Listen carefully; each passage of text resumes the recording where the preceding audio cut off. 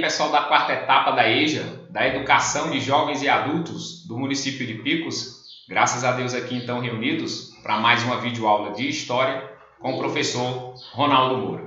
E nessa nossa videoaula então de História, nós vamos dar continuidade ao nosso assunto. E para vocês irem então acompanhando, abram o nosso livro aí na página 192, a partir do tópico A Formação da Cozinha Afro-Brasileira, tá certo, pessoal? Ou seja, pessoal, a formação da cozinha afro-brasileira vai ser nada menos nada mais as comidas produzidas pelos africanos em solo brasileiro.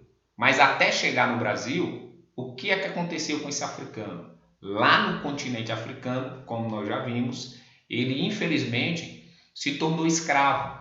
Então ele era trazido naqueles famosos navios negreiros acorrentados em porões da África para o Brasil, em viagens que duravam aí em torno de 30 a 45 dias.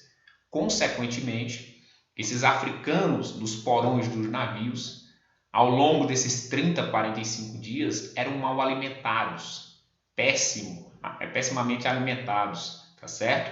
Geralmente recebiam um copo d'água a cada 2 dias, pessoal. A alimentação era a pior possível, a mínima e pior possível, só para chegar vivo aqui no Brasil, para depois ser vendido, tá certo? Então, geralmente nesses porões, desses navios negreiros, um copo d'água a cada 2 dias, e se alimentavam, quando se alimentavam, né, de feijão, né, misturado com farinha de mandioca ou farinha de milho, tá certo? Então, quando se alimentavam disso. Tá bom? Mas, quando esses africanos chegaram no Brasil, eles conheceram o que aqui comiam os indígenas, o que comiam os europeus. E com o passar do tempo, eles vão então também colocando aqui no Brasil os seus conhecimentos de culinária, seus conhecimentos de cozinha. E aí então eles vão trazendo sua experiência de sua alimentação da África, unindo a valores indígenas, unindo a valores dos portugueses e, consequentemente, em solo brasileiro, vindo a nascer aí, então, a famosa cozinha afro-brasileira. Então, aqui no Brasil, os africanos trouxeram sua experiência alimentar do continente africano, vão misturar essa experiência alimentar com conhecimento alimentar dos indígenas e dos portugueses, e dessa mistura de cozinhas, de conhecimentos culinários, nasceu então a cozinha afro-brasileira, tá certo, pessoal? Ainda na nossa página 192, a dieta alimentar africana. Ou seja, pessoal, antes de virem para o Brasil como escravos, ainda libertos lá no continente africano, os africanos comumente se alimentavam de farinha de sorgo, ou seja, é esse vegetal que vocês veem aqui, ó, o sorgo, que é um vegetal parecido, pessoal, com o milho, tá certo?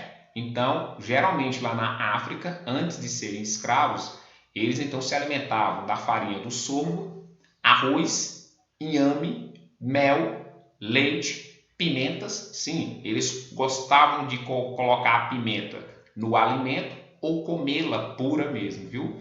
Carnes variadas, tá certo? Carnes de animal, carnes de caça, de pesca, ok? E aí, então, quando os africanos chegaram ao Brasil, eles desconheciam alimentos, vegetais, cereais típicos do Brasil. A mandioca, típica do Brasil, os africanos não conheciam. O milho, também típico do continente americano, eles não conheciam. O amendoim, também típico do continente americano, eles desconheciam. Assim como o africano também desconhecia o ato de frigir, ou seja, de fritar os alimentos com gordura animal. Isso aí quem fazia eram os portugueses. Então, quando os africanos chegaram no Brasil e viram o português fritando os alimentos com gordura animal, é que eles então passaram a conhecer o frigir dos alimentos, tá certo? Uma coisa que comumente eles também lá na África consumiam era vinho. Isso, como vocês podem ver, os africanos então lá no continente da África comumente então consumiam o vinho produzido, né, a partir do mel de abelhas ou o vinho do sorgo, ou vinho de palmeira ou de dendezeiro, tá certo? Geralmente era o vinho que então eles consumiam. E aí, da África para o Brasil. E aqui então no Brasil, como eles aprenderam com os portugueses frigir, né? Ou seja, fritar os alimentos, geralmente então o africano aqui no Brasil ele vai fritar os seus alimentos utilizando o famoso azeite de dendê, que até hoje é comumente utilizado por afro-brasileiros de Salvador, na Bahia, tá certo? Também vai aprender com os indígenas como utilizar a farinha de mandioca em substituição à farinha do sorgo. Então, com os portugueses aprenderam frigir, ou seja, fritar os seus alimentos e vão utilizar o azeite de dendê, e com os indígenas aprenderam a utilizar a farinha de mandioca, tá certo? Então, como a gente vê, assim, muita influência da cozinha africana aqui no Brasil, principalmente na Bahia, onde o número de africanos foi imenso, e consequentemente em Salvador, tá certo? E aí, a gente pode dizer, até hoje a gente tem na memória que a feijoada que é típica do Brasil, foi uma criação dos africanos. Existe essa teoria que os escravos então reuniam os restos de comida do branco e dali surgiu a feijoada. Tem essa teoria. Mas de acordo com pesquisas, tem até no livro de vocês aí na página 193, confiram, diz que a feijoada foi uma criação portuguesa. Ou seja, existia o cozido dos europeus, que já era um prato que tinha bastantes elementos, e aqui no Brasil, os portugueses adicionaram a esse cozido, adicionaram o feijão preto. E aí surgiu a feijoada. Então há essa teoria que a feijoada brasileira nasceu das mãos de portugueses a partir do cozido europeu, que aqui em terras brasileiras foi adicionado o feijão preto.